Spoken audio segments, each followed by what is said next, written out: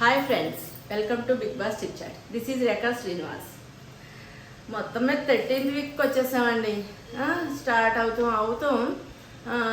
రోహిణికి chief వచ్చింది కదా, అది గుడ్ బై చెప్పే టైం వచ్చింది. కానీ చాలా బాగా సెలబ్రేషన్ చేసి గుడ్ బై చెప్పండి అని బిగ్ బాస్ చెప్పేసరికి అయినంత వరకు వాళ్ళు సెలబ్రేషన్స్ చేసి పంపారు. అది ఒక రకంగా రోహిణికి అచీవ్మెంట్ అనే అనుకోవాలి. ఇది ఈ పక్కన ఇలా ఉంటే అటు పక్కన అవినాష్కి టికెట్ ఫినాలే ప్రజెంటేషన్ ఒక్క లెవెల్లో జరిగింది అనుకోవాలి. ఇంకా ట్రోఫీ అందజేసే నాగార్జున గారు ఒకటే తక్కువ అయ్యారు అక్కడ అన్నట్టుగా అనిపించింది.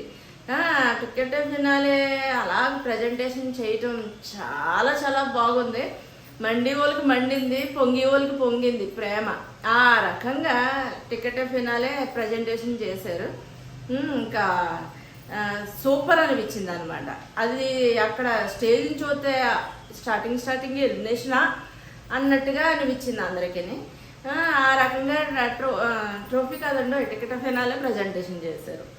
ట్రోఫీకి అంత సీన్ లేదనుకోండి అవినాష్కి, అది వేరే మాట. టికెట్ ఫైనలేనే తనకి ట్రోఫీ అనుకోవాలి.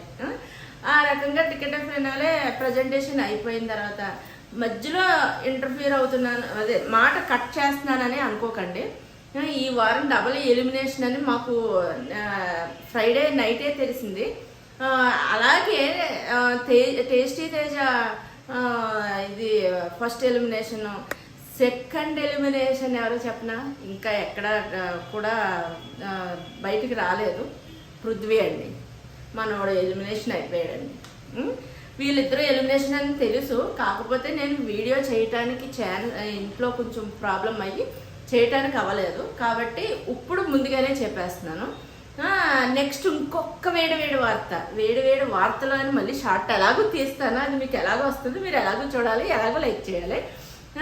అది వేడి వార్తలో వచ్చేది ఇందులో కూడా చెప్తున్నాను. ఏంటంటే ఈ కాంచి బిగ్ బాస్ టైమింగ్ మార్చేస్తున్నారు. సోమవారం నుంచి శుక్రవారం వరకు 10 గంటల నుంచి స్టార్టింగ్ అంట. గంట లేటు ముగించే టైంకి స్టార్ట్ చేస్తున్నారనమాట.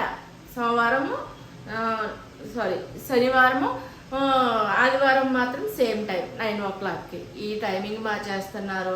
ఆల్మోస్ట్ 10 అంటే 10 నుంచి చూడాలి అంటే 11 తర్వాత 11 దాటిపోతుంది అయ్యి చూసి పడుకునేసరికి. కాబట్టి ఇప్పటికే టీఆర్పీ చాలా తగ్గింది. సీజన్ ఇది ఫెయిల్యూరో హిట్టో తెలియదు. ఈ సీజన్ 8 ఈ టైమింగ్స్ మార్చేస్తే ఇంక తర్వాత ఏమవుతుందో తెలియదు.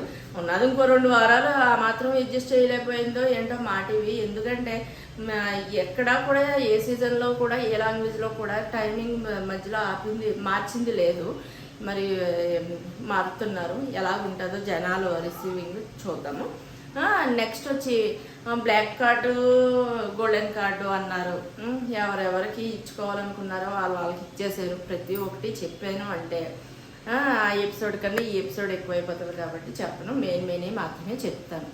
ఇంకొకటి వచ్చి గౌతమ్కి ప్రేరణ ఆల్మోస్ట్ బ్లాక్ కార్డు ఇవ్వడానికి ట్రై చేసింది. అంటే గౌతమ్ ప్రేరణకి బ్లాక్ కార్డు ఇచ్చాడు కదా, టిట్ ఫర్ టాట్ కింద ఇవ్వడానికి ట్రై చేసింది. వాళ్ళ బ్యాచ్ వాళ్ళు కూడా ఇవ్వడానికే ట్రై చేశారు ఓటింగ్స్తో. కానీ నాగార్జున గారు ఇవ్వలేదు. అంతకు ముందు వారమే బాగా పడిపోయింది బిగ్ బాస్కి నాగార్జున గారికి. గౌతమ్ని మాట్లాడినెవరు, రాయల్ క్లాన్ వాళ్ళు అంటే మీకు తక్కువ అలాగా ఇలాని అందరూ ఆడేసుకున్నారు. పైగా వచ్చి తన గేమ్ కూడా బాగుంది, అందుకని గ్రూప్ గేమ్లో ఆడుతున్నారు. ఆ అబ్బాయి ఏమో సోలో బాయ్ కింద వచ్చాడు కాబట్టి మొత్తానికి అన్నీ మిక్స్ చేసి గౌతమ్కి మాత్రం బ్లాక్ కార్డ్ ఇవ్వలేదు, గోల్డెన్ కార్డు ఇచ్చారు. అదొక చెప్పుకోవాలి. నెక్స్ట్ వచ్చండి తేజ గౌతమ్ ఆర్గ్యుమెంట్స్ అండి. ఎంతసేపు సాగినాయండి బాబు, ఆల్మోస్ట్ 7-8 నిమిషాల పైనే సాగిందేమో ఎపిసోడ్లో.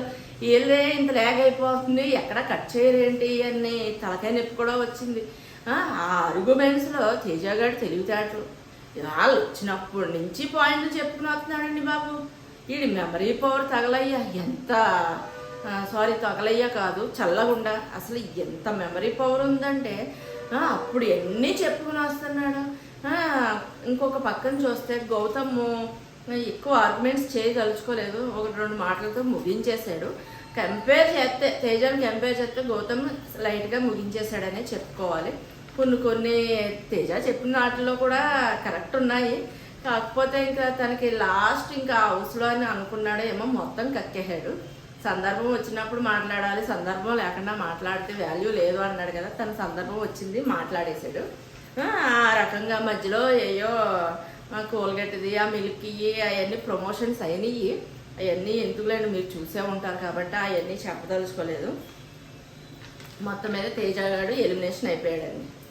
తేజ గాడు అన్నాను అంటే మనకి ఎంత అలవాటు అయిపోయాడు, ఎంత మనిషిని మనోడు అనుకున్నాము అంటేనే అది ఆడు ఈడు అని వస్తుంది. బయట వాళ్ళనైతే అండి ఇండి అంటాము, ఇది మన వాళ్ళు అనుకున్నప్పుడు ఈ మాటలు వస్తాయి. ఏంటి ఈ మాటలకు కూడా కొన్ని కామెంట్స్ వస్తున్నాయి కాబట్టి చెప్తున్నాను. మనోడు అని మనస్ఫూర్తిగా ఎందుకు అంటాం కాబట్టి ఆడు ఈడు అని వస్తుంది. తనకి ఎటువంటి ప్రాబ్లం ఉండదు, తన ఆ బిహేవియర్లోనే అలాగే మింగల్ అవుతాడు కాబట్టి నాకు అదే అలవాటు, ఆ రకంగా మింగల్ అవుతున్నాను. నెక్స్ట్ వచ్చి ఎలిమినేషన్ అయిపోయాడండి. కొంచెం బాధగానే ఉంది, కానీ అక్కడికి రావటమే తన గ్రేట్. ఆ రకంగా తను ఎలిమినేషన్ అయిపోయాక బయటికి వెళ్ళి తన జర్నీ చూస్తే almost all Colgate paste ad లాగా స్మైలే ఉంది ఎక్కువగా.